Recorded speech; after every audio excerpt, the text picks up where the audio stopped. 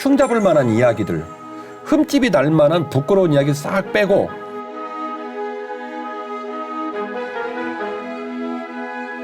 전부 다 자연스러운 이야기는 아니에요.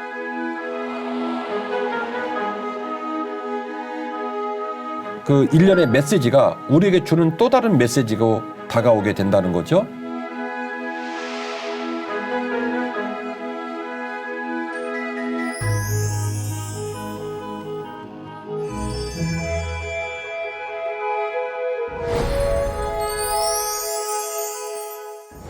주인 씨 잘 지내셨죠? 네, 목사님 잘 지내셨어요? 예, 이번 달은 추석이 있어서 그런지 더 풍성하게 느껴집니다. 맞습니다. 어떻게 추석 명절 잘 보냈어요? 네, 가족들과 모여서 맛있는 거 식사하면서 즐거운 시간 보냈습니다. 목사님 어떻게 보내셨어요? 저도 잘 보냈어요. 저는 부모님이 몸이 좀 불편하시니까 명절날 되면 더 제 마음이 좀 좋기도 하고 또 아프기도 하고 뭐 그러는 건데 어쨌든 그러더라도 명절날은 사람들이 모여서 복작복작거려야 제일 좋아요. 어떻게 주인 씨네 집은 대가족인가요? 저도 삼남매라서 네. 소가족은 아닌 것 같아요. 아, 네. 그래요. 그러면 사람이 많겠군요. 네. 삼남매면 누가 첫째인지 누가 둘째인지 누가 셋째인지 이렇게 질서를 얘기하고 그래야 되겠군요. 네. 오늘 제가 자꾸 주인 씨한테 뭐 가족 얘기를 물어보고 대가족이냐라고 물어보는 이유가 뭘까요? 오늘 가족에 대해서 더 깊이 있게 알아보나요? 그 가족과 연관이 되어져 있기 때문에 그렇게 질문을 한 건데요. 우리가 한 가문의 혈통과 계보, 그 혈통과 계보를 적어놓은 책이 있어요. 그걸 뭐라고 네, 그러죠? 족보요. 그렇죠. 네. 아우 좋아요. 족보인데 이 족보는 관용어구로 족보를 따지다라는 말도 있어요. 족보를 따지다라는 말은 무슨 말이냐면 어떤 일의 원인 관계를 밝히다라는 얘기예요. 그렇군요. 그 정도로 족보는 지금 벌어진 일이 왜 이렇게 됐지라는 것을 규명하는데 매우 중요한 역할을 하기 때문에 족보를 따지다. 그래서 족보를 따지란 말은 일상의 삶 속에서 어떤 원인을 밝혀야 된다 싶을 때 관용적으로 그래 족보를 따져보자 이렇게 얘기를 한다는 거죠. 네. 이처럼 족보는 지금 나타난 상황들을 이해하고 그 근원을 밝히는데 매우 중요한 역할을 하게 됩니다.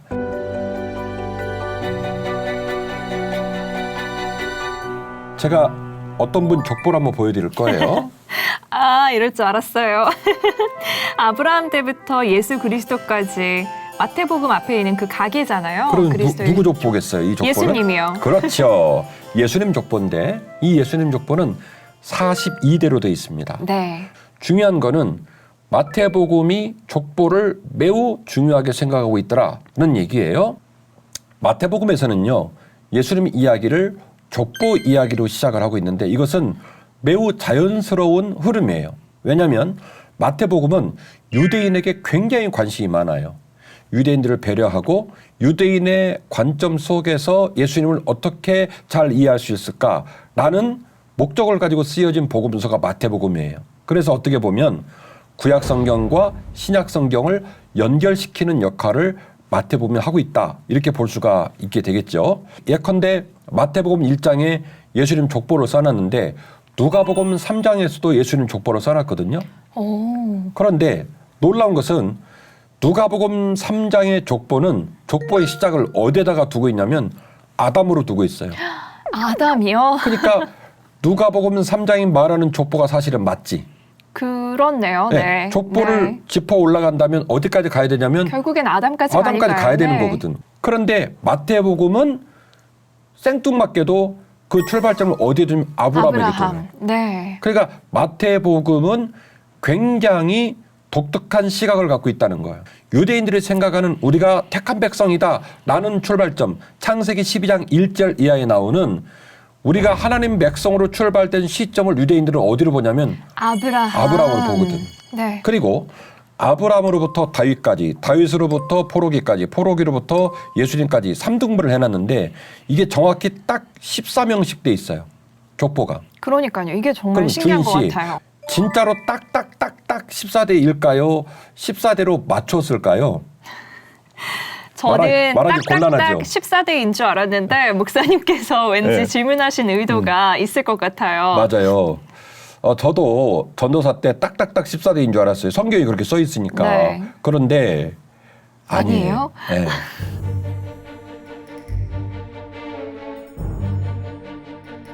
각 14대가 처한 그 위치에서 생략된 족보들이 있어요. 그래서 이 족보를 빼가지고 몇 대를 맞춘 거냐면 14대씩 숫자를 딱 맞춘 거예요. 왜요? 이것은 유대적 전통성을 지금 부각시키고 있는 중인데 결국에는 중요한 인물인 아브라함, 그 다음에 중요한 인물인 다윗, 그 다음에 중요한 사건인 포로기, 그리고 예수 그리스도, 그리고 이 시기가 딱 14대씩 연결시키고 있다라고 하는 그럼 막 의인들만 이렇게 뽑은 건가요? 정통성을 얘기한 거죠. 소위 말하는 다윗 계열, 소위 말하는 아브라함의 후손으로서 흘러간다는. 그래서 예수님이 정통 유대인의 계보를 계승하고 있다라고 네. 하는 뉘앙스를 충분히 주기 위한 그렇구나. 장치로서의 네. 14대석의 분위기를 맞춰놨다 이 얘기예요.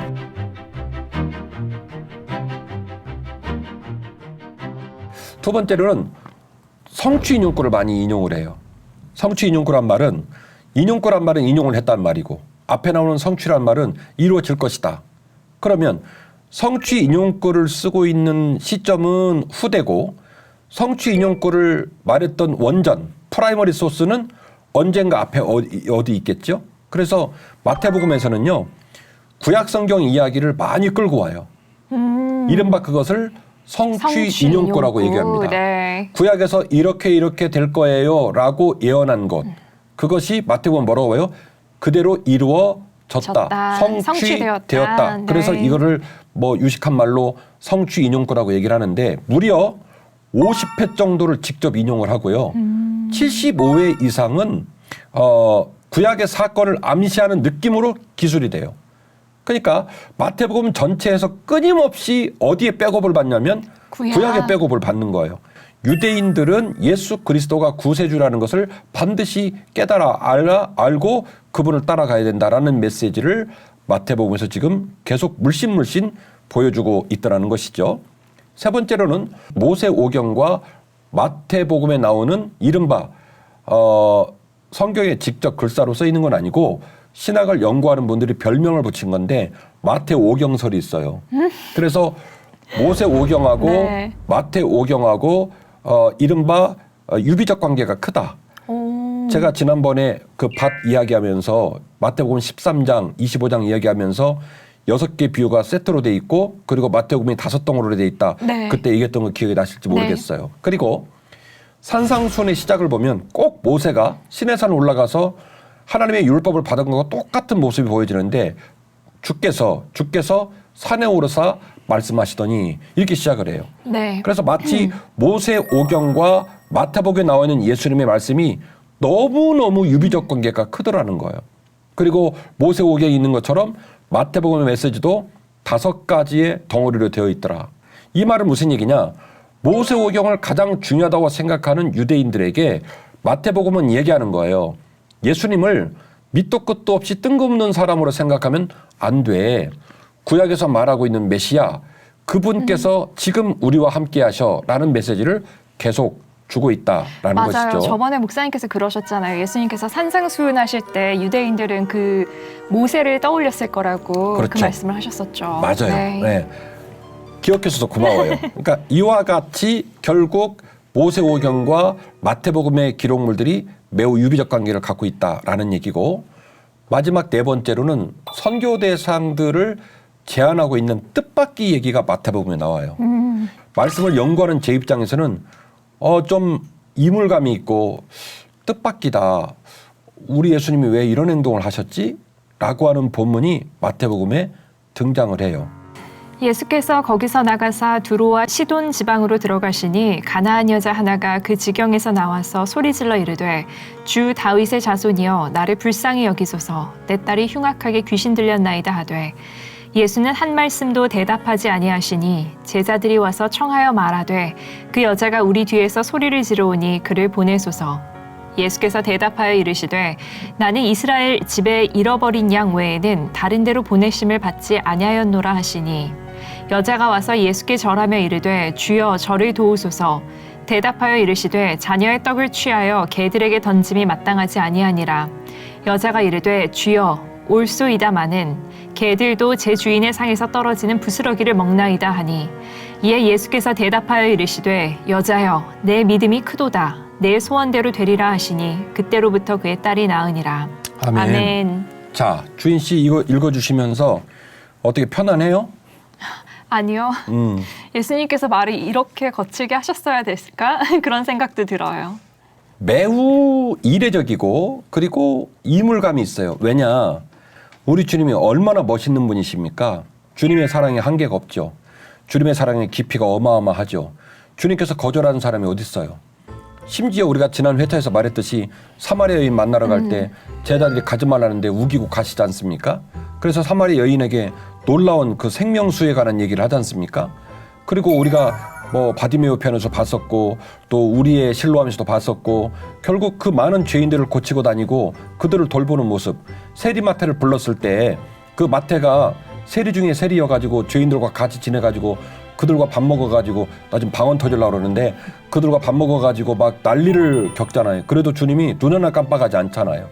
그동안 더 깊이 이야기로 풍성하게 우리 예수님의 스타일과 우리 예수님의 인격을 이 더 깊이 이야기권으로 풀어낸 제 입장에서는 주님이 왜 이러셨지? 너무 낯설은 광경이 나오는 거예요. 이 여인이요. 아픈 자식 때문에 주님 앞에서 막 간청을 합니다. 자녀를 고쳐달라고. 제자들이 말합니다. 아까 읽었던 것처럼 주님 저 여자가 성가시게 소리를 지릅니다. 사역을 못할 정도로 간절한가 봅니다. 그렇게 얘기하니까 주님께서 한 말씀도 대답을 안 했대요. 그러니까 우리가 그동안 알고 있는 주님의 입장으로 보면 이게 뭐지? 제자 뒤에서 여자가 더 소리를 지릅니다. 그러자 주님이 뭐라고 하십니까? 나는 이스라엘 집에 잃어버린 양 외에는 보냄받은 적이 없다. 차가워. 손절. 네. 딱 손절해버리는 거예요. 그 아이가 아픈지 모르겠고 그 여자가 안타까운지 모르겠고 왜 소리를 지르는지 모르겠지만 나는 그 여자를 고쳐줄 마음이 없다. 이 여자가 결국 주님 앞에서 그 얘기를 듣고 얼마나 상처가 됐을지 모르겠지만 무릎을 꿇습니다. 그리고 주님 저를 도와주십시오. 그렇게 간절히 얘기합니다. 그러자 주님이 한 발 더 나갑니다. 어떻게 자녀들이 떡을 취해서 개들에게 주냐. 그러니까 우리 쓰는 말로 이렇게 의역을 하면 너는 내가 생각하는 자녀가 아니라는 거예요. 어떻게 우리 주님이 이런 표현을 하셨을까 싶을 정도로 다시 한번 그 여자를 내칩니다. 아주 단호하세요. 네, 그렇게 얘기한 거예요. 그런데 이 여인이 어마어마한 소리를 합니다. 그래요 주님. 저요. 유대인이 아니기 때문에 당신의 눈으로 본다면 어떻게 보면 저는 개들처럼 보일지도 모르겠어요. 그러나 개들도 주인의 상에 떨어지는 부스러기 먹고 삽니다. 당신의 자녀에게 줄 것을 저에게 못 준다면 차라리 뭐라도 달라고요? 부스러기. 부스러기라도 달라. 그렇게 얘기하자 주님이 너의 믿음이 크다라고 얘기하시고 네 소원대로 될 것이다 하여 딸이 낳는 역사가 나옵니다. 자, 이 이야기가 시청자들의 마음에 불편하게 들리기를 원합니다. 그 이유는 제가 더 깊이 이야기꾼으로 오늘 끌고 가는 이야기의 유중함 때문이에요. 이 이야기를 불편하게 들으셔야 돼. 주님이 저렇게 말씀도 하셨나? 하고 이 방송이 끝날 때까지 불편한 마음을 갖고 계셔. 그럼 제가 풀어드릴게. 불편한 마음을. 자, 이런 느낌을 가지고 오늘 이제 이야기를 함께 가야 됩니다. 이럴 때 좋아요 한번 눌러주세요. 오케이. 자, 그래서 마태복음의 분위기는 되게 유대적이다. 여러 가지의 조건들이 마치 유대의 정통성과 유대인들을 위한 책으로만 보인단 말이에요. 그런데 흉내내야지. 그런데 말입니다. 그런데 뜻밖의 얘기가 이 안에 담겨 있어요. 그래서 마태복음이 너무너무 소중하고 더 깊이 이야기꾼이 저는 흥분을 아니할 수가 없어요. 자, 아까 제가 말씀드렸죠. 좀 전에 우리 주인 씨가 저에게 질문하시기를 목사님 뺐다면 무슨 원리로 뺐나요? 그럼 주인 씨 여쭤볼게요. 주인 씨가 주인 씨 가정의 족보를 뺀다 칩시다. 그러면 뭘 빼시겠어요? 부끄러운 이야기? 그렇지. 네. 저도 그럴 것 같아요. 족보의 정통성을 세우고 족보의 권위를 높이려면 우리 집 족보에 있는 이야기 중에 좀 누가 들으면 흉잡을 만한 이야기들, 흠집이 날 만한 부끄러운 이야기 싹 빼고 잘한 것만 싹 추려가지고 해도 될까 말까 한 거예요. 그러니까요. 굳이 42대만 꼽으라고 한다면 그렇게 그렇지. 했을 것 같아요. 그러니까 14대 14대 14대 해갖고 42대를 맞춰놨다고 한다면 아마도 이 족보가 사기성이 좀 있어 보인다. 이 족보를 맞추는 부분이 결국에는 치부는 다 가리고 멋진 얘기만 써놨겠구나. 이거 믿을만 할까 싶을 모습이 있을 텐데 예수님의 족보 안에 5명의 여인들이 나옵니다.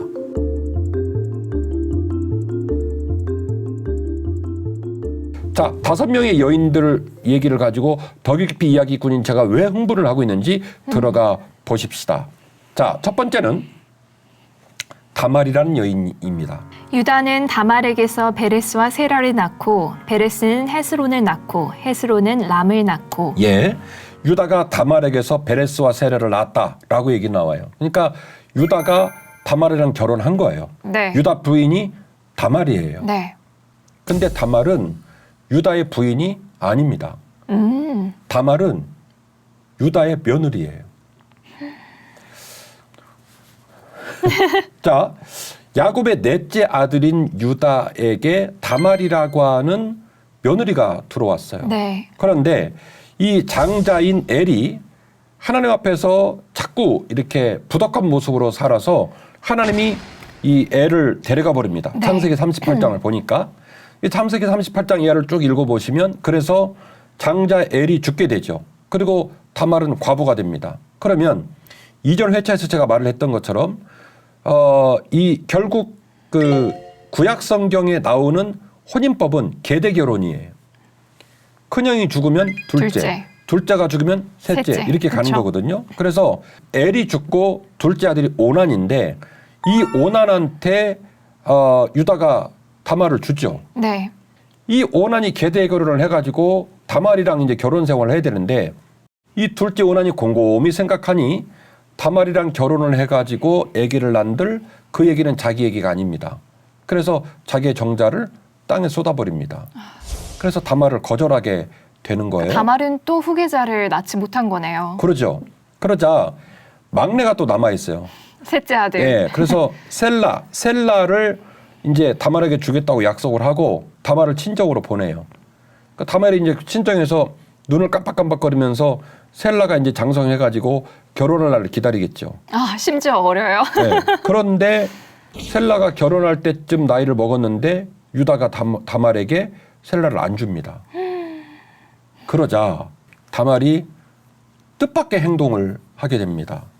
유다가 딥나의 양털을 깎으러 온다는 얘기를 듣고 이 다말이 변복을 해요. 창녀로 변복을 해가지고 시아버지하고 통과를 하는 이런 일이 벌어집니다. 맞습니다. 그래가지고 결국 시아버지하고 정부를 나누어서 아기를 낳는 일이 벌어진 거예요. 그래서 결국 제가 좀 유대적이다, 어마어마한 권위를 내세운다, 아브라함의 계보를 따르고 있다. 지금 어마어마한 얘기 했잖아요. 근데 그 정통성을 따진다고 했는데 사실 이렇게 말해도 되나 싶을 정도로 콩가루예요. 그 어마어마한 족보 안에 첫 번째 등장하는 여인이 다말. 다말인데 다말이라는 사람을 꼭 써야 했을까? 그러게요. 그런 거죠. 왜냐하면 유대인들도 다 알고 있는 역사지만 사실은 입에서 입으로 옮기기도 민망한 얘기인데 그 얘기를 굳이 예수님 족보에다 써놨어요. 첫 번째 여인입니다. 그러면 첫 번째 여인 얘기가 세니까 두 번째 여인은 정통성이 좀 있을 것 같지요. 살몬은 라합에게서 라합이 나왔군요. 예. 보아스를 낳고 보아스는 루색에서 오벳을 낳고 오벳은 이셀을 낳고 아멘. 아멘.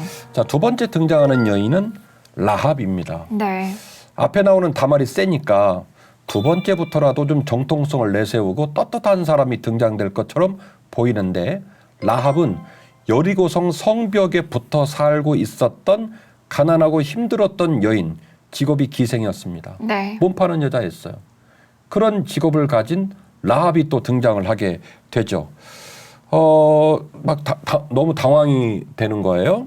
자, 여호수아 2장을 보니까 시딤에서 정탐꾼 2명을 여리고성에 들여보내게 됩니다. 여리고성에 들어가니까 여리고성에 있는 왕이 그걸 알게 됐어요. 그래갖고 시딤에서 온 이 여호수아가 보낸 정탐꾼 2명을 쇠체로 가지고 죽여버리려고 하는 겁니다. 이 두 사람 죽게 생겼습니다. 그때 이 두 사람을 숨긴 사람이 누구냐면 라합이었어요. 그리고 모든 정탐을 마치고 복귀를 할 수 있도록 성벽에다가 매달아가지고 밧줄로 매달아서 도망가게 해준 것도 라합이었어요. 말하되 여호와께서 이 땅을 너희에게 주신 줄을 내가 아노라. 우리가 너희를 심히 두려워하고 이 땅 주민들이 다 너희 앞에서 간담이 녹나니 이는 너희가 애굽에서 나올 때에 여호와께서 너희 앞에서 홍해물을 마르게 하신 일과 너희가 요단 저쪽에 있는 아모리 사람의 2왕 시혼과 옥에게 행한 일 곧 그들을 전멸시킨 일을 우리가 들었음이니라.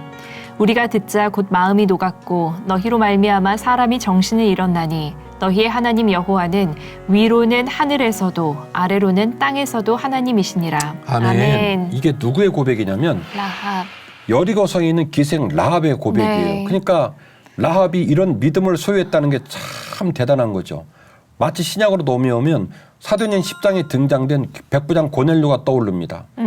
그가 경건하고 기도하기를 힘쓰고 백성들을 구제하고 뜻밖의 행동을 하잖아요. 이탈리아의 백부장인데. 근데 여리고성에 있는 라합도 마찬가지예요. 그가 말합니다. 그 신이 너희와 함께하기 때문에 우리 성이 너희들에게 넘어갈 줄 안다. 그래서 내가 너희들을 지키는 것이다. 그리고 언젠가 우리 성이 너희들 수중에 넘어가게 된다면 너희들이 신의 이름으로 약속하고 우리를 구원하라.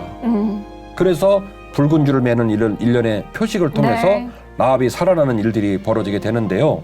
이처럼 두 번째 여인의 등장도 몹시 낯설어 보입니다. 세 번째 여인은 그러면 좀 정통성이 있을까? 매우 궁금해지는데요. 살몬은 라합에게서 보아스를 낳고 보아스는 룻에게서 오벳을 낳고 오벳은 이셀을 낳고 아멘. 아멘. 자, 라합이 지나가고 나니까 이제 누가 나오냐면 룻이라는 인물이 나옵니다.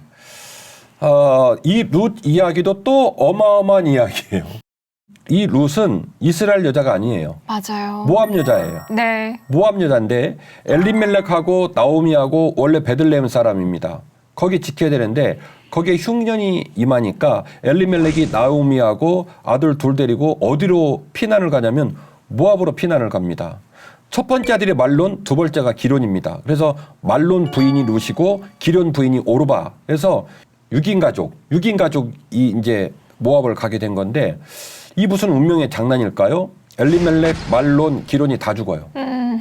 싹 다 죽어가지고 남자는 싹 없어지고 여자 셋만 남아요. 네. 그래서 나오미, 룻, 그리고 오르바 이렇게 셋이 남게 되는데 나오미가 자기 신세를 생각해 보니까 답이 안 나와. 자기도 답이 안 나오고 며느리도 답이 안 나오고 그래갖고 어느 날 며느리 둘을 데려다 놓고 결국 최종적인 선언을 합니다. 우리 민족에게 계대결혼법이 있다는 걸 너희들 알지 않냐? 그러면 내가 어딘가에 시집가서 아기를 또 낳아갖고 그 아기를 키워갖고 너희들한테 남편으로 줘야 되는데 어느 세월에 그렇게 그쵸. 되겠니? 이게 말이 안 되는 거니까 이쯤에서 그만하자. 너희들 친정으로 가라. 그렇게 얘기를 해요. 그러자 그 얘기를 듣자 말자 오르바가 기다리고 있었다는 듯이 분위기를 보니까 답이 안 나오거든요. 나오미가 그 말을 하자마자 안녕히 계세요. 그렇게 하고 자기 고향으로 가버립니다. 이제 누구만 남았냐면 룻만 남은 거예요. 그럼 룻은 뭐라고 했을까? 룻이 이르되 내게 어머니를 떠나며 어머니를 따르지 말고 돌아가라 강권하지 마옵소서. 어머니께서 가시는 곳에 나도 가고 어머니께서 머무시는 곳에서 나도 머물겠나이다. 어머니의 백성이 나의 백성이 되고 어머니의 하나님이 나의 하나님이 되시리니 어머니께서 죽으시는 곳에서 나도 죽어 거기 묻힐 것이라. 만일 내가 죽는 일 외에 어머니를 떠나면 여호와께서 내게 벌을 내리시고 더 내리시기를 원하나이다 하는지라. 아멘. 아멘. 참 멋있는 여인이다. 솔직히 나오미가 자기 친정 어머니도 아니고 그리고 오르바는 이미 갔고 이 집 책임질 남자는 다 죽었고 여기 남아있다가는 진짜 내 남은 인생이 거칠고 힘들겠구나. 이게 예측이 가능한 상황입니다. 더군다나 나오미가 알아서 길을 터줬어요. 더 이상 소망 없는 나랑 살지 말고 너희들 친정으로 돌아가. 그러면 오르바처럼 총명한 오르바처럼 네 어머니 감사해요 그렇게 하고 얼른 가면 되는 거예요. 그런데 룻이 이렇게 말을 합니다. 어머니 저더러 고향으로 돌아가라 하지 마세요. 친정으로 돌아가라 하지 마세요. 저는 이 집 며느리고 어머니는 저의 어머니이십니다. 그리고 제가 이 말을 하는 이유는 어머니가 섬기시고 이 집안이 섬긴 하나님은 더 이상 어머니만의 하나님이 아니라 누구요? 나의 하나님이십니다.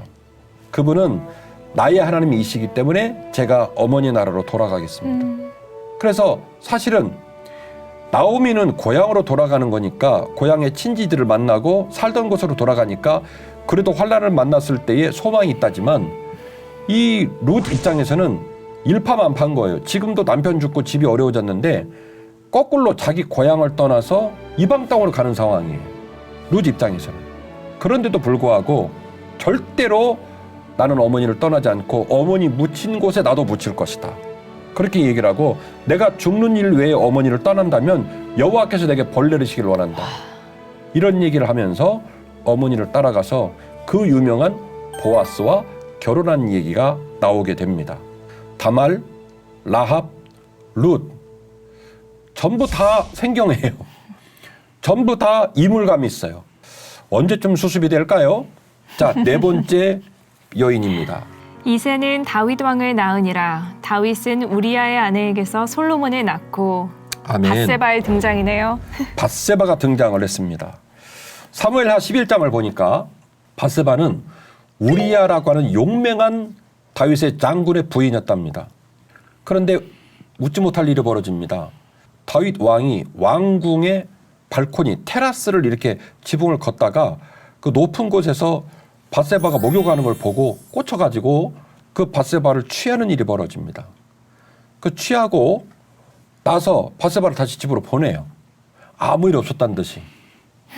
그리고 나서 그 사실이 문제가 될까봐 전쟁터에서 전쟁을 하고 있는 우리아 장군을 소환을 합니다. 그래서 집으로 들여보내요.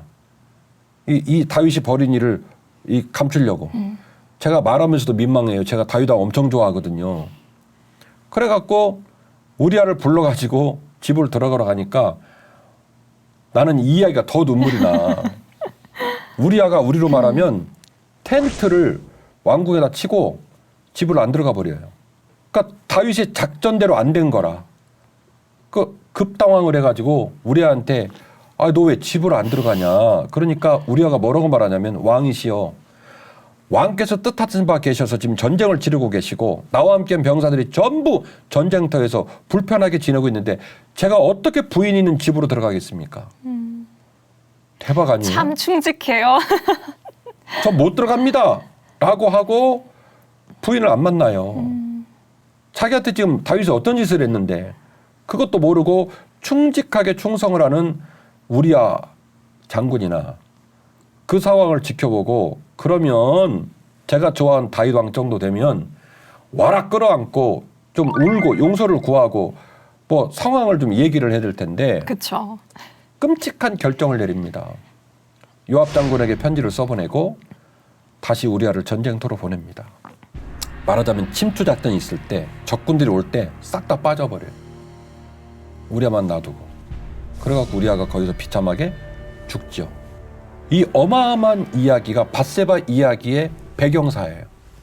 그렇게 해서 밧세바를 취해서 그 엄청난 죄로 말미암아 다윗이 하나님께 울고불고 매달리고 회개하고 첫 번째 아기가 죽고 그리고 태어난 아기가 솔로몬입니다. 그렇죠. 역사가 이렇게 이어지거든요. 그래서 사무엘하 11장의 버전에서 밧세바를 우리아의 아내라고 말을 한 것은 이해가 돼요. 왜? 네. 원래 우리아의 아내였으니까. 그렇죠. 네?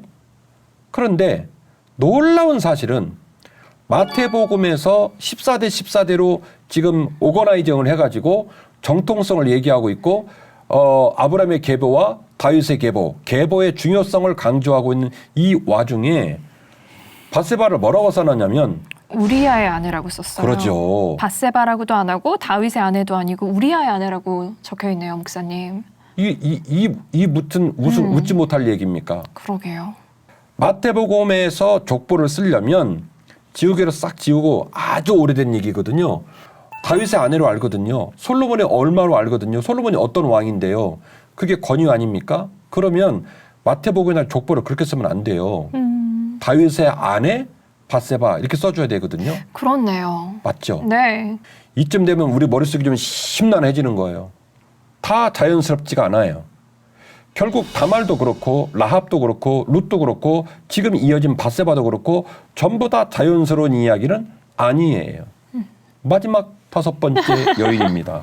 야곱은 마리아의 남편 요셉을 낳았으니 마리아에게서 그리스도라 칭하는 예수가 나시니라. 아멘. 마리아가 등장했군요. 자, 드디어 맨 마지막에 마리아가 등장을 하게 되는데 예수님의 어머니이시죠. 마리아 이야기도 굉장히 낯설게 다가옵니다.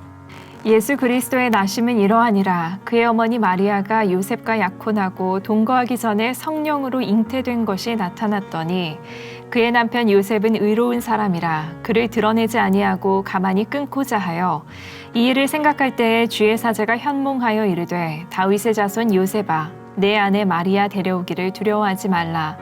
그에게 잉태된 자는 성령으로 된 것이라. 아멘. 저희가 지금은 동정녀 마리아 하면은 사실 익숙하고 좀 자연스럽잖아요. 근데 그때 당시 상황으로 생각을 해보면 이거는 정말 충격적인 일이었을 것 같아요. 기독교인들은 이 말도 안 되는 사건이 우리에게 은총의 사건인지라 너무 긍정적으로 받아들이는 수용성이 있다고. 근데 어쨌든 이 사건이 터진 당사자 입장으로 가봅시다. 2000년 전으로. 이스라엘의 결혼법은 특이합니다. 정혼이라고 하는 법적인 결혼을 해서 진짜 부인과 진짜 남편이 맞는데 이 두 사람이 합방을 하는 시기는 달라요. 근데 지금 요셉하고 마리아는 정혼을 한 상태예요. 실제로 한 남편이요, 한 부인인 상황이에요. 그럼 요셉 입장에서는 얼마나 두 사람이 합방을 하고 그리고 아름답게 살 부부관계의 삶을 기대하면서 실제로 결혼 생활을 준비하고 있겠습니까?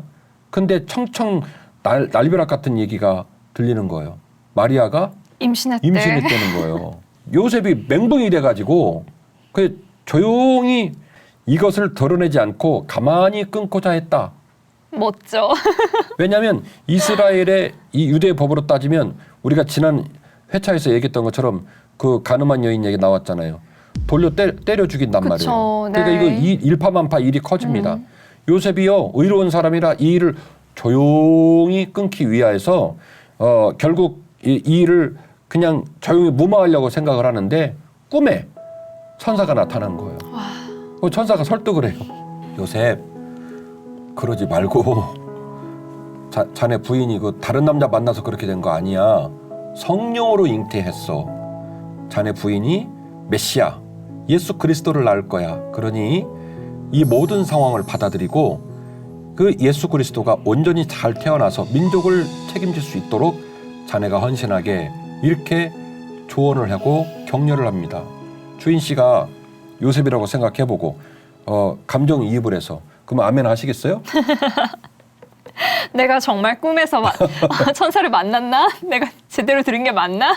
이랬을 것 같아요. 그러니까 결국 요셉과 마리아 얘기가 우리 모든 기독교인들에게 너무나 거룩하고 지금 제가 생각해도 그 두 분이 너무 멋져요. 그리고 너무 아름다운 이야기예요. 그러나 당시의 시대의 당사자 입장으로 가보면 살다가 이렇게 힘들고 어려운 일을 겪었을까요? 자, 이렇게 5가지 여자 얘기가 끝났습니다. 제가 마태복음의 특징이 되게 유대적이다. 그리고 구약의 정통을 강조하고 있다. 라고 이야기를 했는데 뜻밖에도 그 안쪽을 들여다보니 그 14대씩 3등분 되어 있는 족보 안에 5명의 여인이 들어가 있는데 이 5명의 여인의 포지션과 그들의 사역의 움직임들이 지금 말했던 이야기하고는 결이 달라요. 되게 이방적이에요. 맞아요. 그리고 은총이 아니면 감당할 수 없고 그리고 그 이방인들이고 은총이고 그 말도 안 되는 상황을 뚫고 나가는 헌신이 없다면 이건 수용이 안 되는 얘기예요. 그 수용이 안 되는 이야기가 5명이나 강조되면서 반복적으로 등장되고 있더라고 하는 것이죠. 자, 이 말은 무슨 얘기냐? 마태복음 안에 주고 있는 메시지가 이중적이라는 거예요. 되게 유대적이고 전통지향적이고 아브람과 다윗의 계보라고 하는 이 족보나 계보를 강조하는 메시지도 있지만 그 안에 그 상황을 뛰어넘어 이방을 향하여 민족을 향하여 그리고 우리 모두는 은총에 부합한 존재들이라는 사실을 강조하고 있는 거예요. 우리 모두가 죄인이기 때문에 어떤 정통성 가운데서도 예수의 피의 은혜를 입어야 되는 존재라는 것을 보여주는 거예요. 그 일련의 메시지가 우리에게 주는 또 다른 메시지가 다가오게 된다는 거죠. 예수께서 나와 말씀하여 이르시되 하늘과 땅의 모든 권세를 내게 주셨으니 그러므로 너희는 가서 모든 민족을 제자로 삼아 아버지와 아들과 성령의 이름으로 세례를 베풀고 내가 너희에게 분부한 모든 것을 가르쳐 지키게 하라. 볼지어다 내가 세상 끝날까지 너희와 항상 함께 있으리라 하시니라. 아멘. 아멘. 마태복음이 너무 멋진 것은 결국 이 유대인들에게 구약적 전통을 계승하고 그리고 거룩한 계보, 아브라함의 계보, 다윗의 계보, 이 계보들을 수렴하면서 그 수렴된 지점에서 드디어 어디를 향해 나아가냐면 이방을 향해 나아가고 깨진 자들을 향해 나아가는 거예요. 그래서 마태복음 안에는 감춰진 보화가 있는 거예요. 하나님 아버지께서 우리 모든 민족을 향하여 끝이 없는 사랑과 또 그 복음의 엄청난 에너지를 가지고 지금도 세계 모든 민족이 구원받기를 간절히 원하고 계시다는 겁니다. 아멘.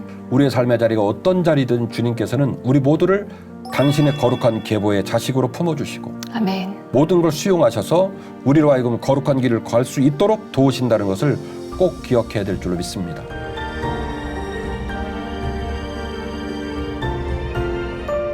저는 이 계보가 새삼스럽게 참 귀하구나라는 네. 생각을 하게 됐고요. 어떻게 보면 원수는 예수님이 태어나는 걸 정말 싫어했던 것 같아요. 네. 어떻게든 이 계보를 끊으려고 장자를 다 죽이고 백성들의 악한 마음을 이용해서 불순종하게 하고 이랬는데 하나님께서는 그렇게 되면은 이방인을 통해서라도 그렇죠. 이렇게 예수 그리스도가 태어날 수 있게 인도하시는 것을 보면서 하나님은 정말 뜻하신 바는 무조건 이루는 분이시구나. 그래서 참 신실하시다. 그리고 그래서 나도 더 힘내서 믿을 수 있는 것 같아요. 그러니까 예수님의 그 구속사적인 에너지와 사명의 그 폭이 결국 그 어떤 상황과 어떤 자리에 있는 모든 민족을 끌어안고 그들을 치료할 수 있는 위대한 사명이었다라는 것을 또 거룩한 계보를 통해서 강조하고 있었다는 것이죠. 우리가 이 말씀을 마음에 간직하고 남은 삶 주님의 영광이 되어 열심히 믿음의 길을 또박또박 완주하는 우리 모두가 되었으면 좋겠습니다. 아멘. 오늘도 함께해 주셔서 고맙습니다. 감사합니다. 다음 주에 봬요. 다음 주에 뵙겠습니다. 네.